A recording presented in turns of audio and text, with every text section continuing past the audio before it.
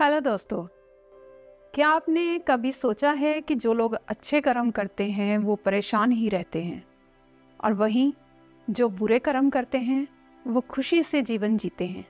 अच्छे कर्म करने वाले को ही क्यों इतनी परीक्षा देनी पड़ती है, जबकि जो अधर्म की राह में हैं वो खुश हैं और खुशी से ज़िंदगी जी रहे हैं। अगर आपके मन में भी ये सवाल आता है तो आज हम आपको इसका जवाब बताने की कोशिश करेंगे। ये जवाब वो है जो भागवत गीता में लिखा है और श्री कृष्ण ने अर्जुन को दिया था। भागवत गीता के अनुसार जब भी अर्जुन के मन में कोई दुविधा होती थी तो वो श्री कृष्ण के पास पहुंच जाते थे।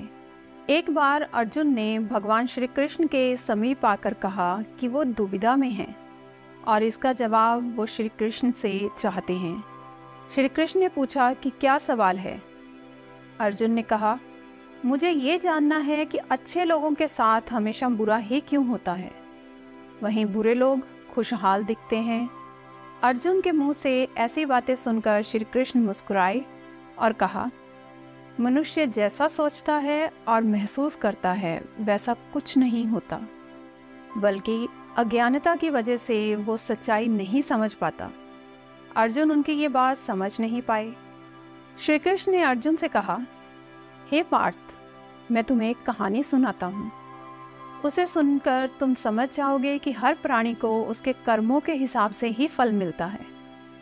प्रकृति हर किसी को अपनी राह चुनने का मौका देती है। अब वह मनुष्य की इच्छा पर निर्भर करता है कि उसे धर्म की राह चुननी है या अधर्म की। कथा शुरू करते हुए श्री कृष्ण ने कहा, एक नगर में दो पुरुष रहा करते थे। एक पुरुष व्यापारी था जिसके जीवन में धर्म की बहुत महत्वता थी। वो पूजा पाठ में यकीन रखता था।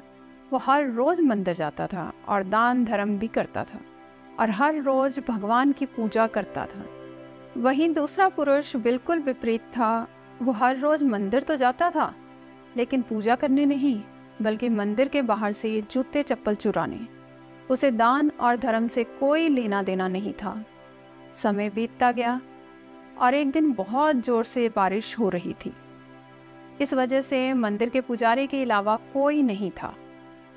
ये बात जब दूसरे पुरुष को पता चली तो उसने कहा कि ये सही मौका है मंदिर का धन चुराने का। पंडित से नज़र बचाकर उसने मंदिर का सारा धन चुरा लिया। उसी समय धर्म कर्म में विश्वास रखने वाला व्यक्ति भी मंदिर पहुंचा। दुर्भाग्य से मंदिर के पुजारी ने उसे ही चोर समझ लिया और चिल्लाने लगे। वहाँ लोग एकत्रित हो गए और उसे बहुत मारा। किसी तरह वो बचते बचते वहाँ से निकला तो दुर्भाग्य ने उसका साथ वहाँ भी नहीं छोड़ा। मंदिर के बाहर वो एक गाड़ी से टकरा गया और घायल हो गया। फिर वो व्यापारी लंगड़ाते हुए घर जाने लगा तो रास्ते में उसकी मुलाकात उस पुरुष से हुई जिसने मंदिर से धन चुराया था। उसने कहा, आज तो मेरी किस्मत चमक गई, एक साथ इतना सारा धन मिल गया।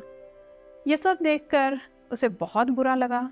उसने अपने घर से भगवान की सारी तस्वीरें निकाल दी। कुछ सालों बाद दोनों ही पुरुषों की मृत्यु हो गई। मरने के बाद जब दोनों यमराज की सभा में पहुंचे और भले पुरुष ने दूसरे व्यक्ति को देखा तो उसे बहुत गुस्सा आया। उसने क्रोधित होकर यमराज से पूछा, मैं तो हमेशा अच्छे कर्म करता था, दान में विश्वास रखता था, उसके बदले जीवन भर मुझे अपमान और दर्द ही मिला और इस व्यक्ति को नोटों से भरी पोटली। आखिर ऐसा भेदभाव क्यों? इस पर यमराज ने कहा, पुत्र, तुम गलत समझ रहे हो।